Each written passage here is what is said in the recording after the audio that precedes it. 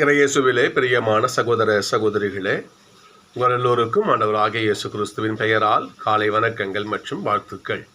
நான் உங்கள் அகஸ்டின் வேதியன். இன்று நவம்பர் மாதம் 22ஆம் தேதி 2025ஆம் ஆண்டு. ஆண்டவரின் மடியில் 5 நிமிடங்கள். யாத்திராகமத்தில் விடுதலை பயண நூலிலே ஒரு நிகழ்வு வரும். சீனாய் மலையிலே எரியும் முட்புதரிலே யாவை இறைவன் மோசேவுக்கு காட்சி கொடுப்பார். அப்போது மோசே ஆண்டவர்கிட்ட ஒரு கேள்வி கேட்பார், நீங்கள் யாருன்னு கேட்பார்.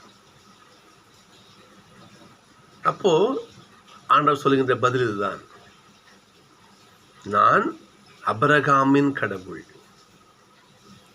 ஈசாக்கின் கடவுள், யாக்கோபின் கடவுள் என்று தன்னை அறிமுகம் செய்து கொள்வார். அவங்க இந்த மனுகளை இறந்து போயிட்டாங்க, இருந்தாலும் அவர்கள் ஆண்டவரில் வாழ்ந்து கொண்டிருக்கிறார்கள். நம்முடைய ஆண்டவர் இறந்தவருடைய கடவுள் கிடையாது,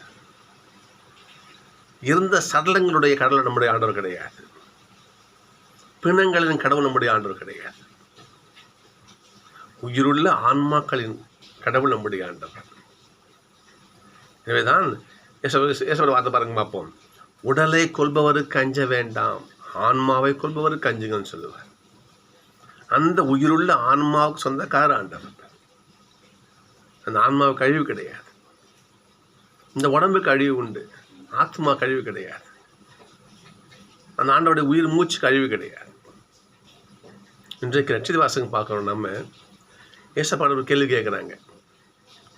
யூத அந்த மக்களுடைய கலாச்சாரப்படி பண்பாட்டின்படி ஒரு தம்பதிக்கு வச்சுங்களேன், அவங்களுக்கு குழந்தை இல்லை, குழந்தை பெற்று முன்பாகவே அந்த பெண்ணுடைய கணவர் செத்து போயிடுறாரு, அந்த பெண் தனியாக இருக்கிறா. அப்போ என்ன பண்ணுவாங்க, அந்த கணவன் அந்த இறந்த நபருக்கு உடனே பிறந்த தம்பி இருந்தா என்ன பண்ணுவான், அவன் அவளை மணந்து கொண்டு வாரிசு குழந்தை பெற்று கொடுப்பான். இது அந்த யூத மரபு. அது இதை காரணமாக்கிறாங்க. யாருக்குமே அந்த பிள்ளை பேர் கிடைக்கல, எல்லாம் செத்து போயிட்டாங்க. உலக முடிவில் எல்லாரும் உயர்த்து விண்ணகம் போன பிறகு அந்த பெண் யாருக்கு கணவராக இருப்பார் என்ற கேள்வி. அதுவும் அந்த கேள்வியை யாரு கேட்கறதுங்கிறது தான் மிக முக்கியமான விஷயம். உயிர் தெழுதலை மறுக்கும் சதுசேயர், நீ தான் உயிர்ப்பே இல்லைன்னு சொல்ற, அப்புறம் எதுக்கு உனக்கு இந்த கேள்வி? இருந்தும் ஆண்டவங்க பதில் சொல்ல பாருங்க பார்ப்போம். இங்கே இருக்கும்போது தான் இந்த உடம்புக்கு ஒரு அடையாளம் உண்டு. அகஸ்டின், வேதியர், இன்னாருடைய அப்பானுடைய தாம், இந்த அடையாளங்கள் உண்டு. இறந்து ஆண்டவரில் ஐக்கியமான பிறகு அவர்கள் இறந்தவங்க கிடையாது, அங்கும் போய் அவங்க ஆன்மா வாழ்ந்துக்கிட்டு இருக்கும். அப்போது நம்முடைய ஆண்டவர் வாழ்வோரின் கடவுள், இறந்தோரின் கடவுள் ஆண்டவர் கிடையாது. சரி, இப்படி எடுத்துக்கணும். அப்போ இறந்தோர்னா யாரு? சரி, வாழ்வோர்னா ஆண்டவர்லேயே இருக்கிறவர். சரி, ஓகே, சந்தோஷம், பரவாயில்ல. அப்போ இறந்தோர்னா யாரு? செத்து போனவனா யாரு? இதற்கும் நம்முடைய ஏசப்பா பதில் சொல்லியிருக்காரு. பாருங்க பார்ப்போம். ஊதாரி மயந்த நோமையில் பாருங்க பார்ப்போம். சின்ன பையன் என்ன பண்ணுவான், சொத்தெல்லாம் அழின்னு அம்மான்னு ஊர் சுற்றிட்டு பிச்சைக்கார திரும்பி வருவான். மூத்த பையன் அப்பா கூட இருப்பான். சின்ன பையன் வந்தப்ப என்ன பண்ணுவார், அவங்க அப்பா சொல்லுவார், உன் தம்பி இவன் இறந்து போயிருந்தான், மீண்டும் உயிர் பெற்று வந்திருக்கிறான்னு சொல்லுவார். அப்போ எவன் ஒருவன் பாவம் செய்கிறானோ அவன் தான் செத்து போனோம். எவன் பாவத்தில் அவன் வாழ்ந்துக்கிட்டு இருக்கான் அவன் தான் போனோம், அவன் தான் உண்மையாகவே பின்னும். இப்போ நம்முடைய ஆண்டவர் பாவிகளுடைய கடவுள் கிடையாது, பாவம் செய்வோர் கடவுள் நம்முடைய ஆண்டவர் கிடையாது. பாவத்தை விடுத்து மனம் மாறி ஆண்டவர் திரும்பி வராங்க பார்த்தீங்கன்னா, அவங்களுடைய கடவுள் நம்முடைய ஆண்டவர். முதல் வாசகம் பாருங்க. இன்னைக்கு அந்தியோக் எப்பிபோன், அதாவது கிரேக்க அரசர் என்ன பண்ணுறான்,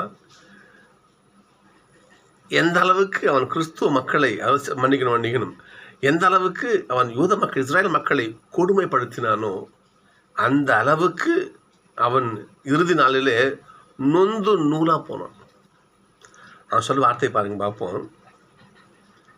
அது இஸ்ரவேல் மக்களிடத்தில், எருசலேமில் நான் புரிந்த தீமைகளை இப்பொழுது நினைவு கூறுகிறேன். அங்கு இருந்த பொன் வெள்ளி கலன்கள் அனைத்தையும் கவர்ந்து சென்றேன். யூதாவில் குடியிருந்தவர்களை காரணமின்றி அழித்தொழிக்கும்படி ஆணையிட்டேன். இதனால் தான் இந்த கேடுகள் எனக்கு வந்துற்றன என நான் அறிவேன். இப்பொழுது அயல் நாட்டில் துயர மிகுதியால் அழிந்து கொண்டிருக்கிறேன். ஒரு பாவி அழிகிறான் பாருங்க. இந்த அந்தியோக்கிய போன்தான் நடுங்க வைக்கும் தீட்டென சொல்லப்படுகின்ற எருசலேம் தேவாலயத்திலேயே அந்நிய தெய்வத்தை நிறுவியவன். அந்த கொடுமைக்காகத்தான் இன்று அவன் அழிந்து போகிறான். இதுதான் அழிவு. இப்படி பாவம் செய்து பாவத்திலேயே ஊறி போய் அழுகின்ற அழிவு இவங்களுடைய கடவுள் நம்முடைய ஆண்டவர் கிடையாது. நம்முடைய ஆண்டவர் வாழ்வோரின் கடவுள். சகோதரர்களே, இப்போ நாம் சிந்திச்சு பார்க்கணும், நாம் கடவுளுடைய பிள்ளையா, அது வாழ்வோர் நம்ம வாழறோமா இல்லை அழிஞ்சு போனவங்களா யோசிச்சு பார்க்கணும்.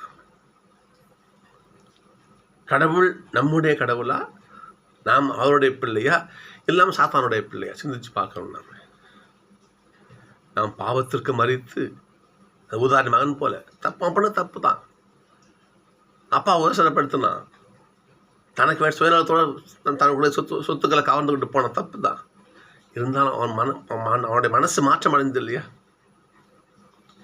தந்தையே, உமக்கும் கடவுளுக்கு நான் பாவம் செஞ்சேன், என்ன பண்ணுங்க, ஒரு பிள்ளையா வேணும், ஒரு வேலைக்காரனா வச்சுக்கங்க என்று எப்போதும் அவன் தன் அப்பா பாதத்தில் அவன் விழுந்தானோ அப்பயும் அவன் வாழ்வோடைய பிள்ளைய வாழ்வோர் ஆயிட்டான். அவன் சகோதரர்களே, சிந்திச்சு பார்ப்போம். நாம் இறந்தோர் லிஸ்ட்டில் இருக்கிறோமா, வாழ்வோர் லிஸ்ட்டில் இருக்கிறோமா சிந்திச்சு பார்ப்போம். ஆனால் பட தாவீது ராஜா தவறினார் அவர் இல்லையா?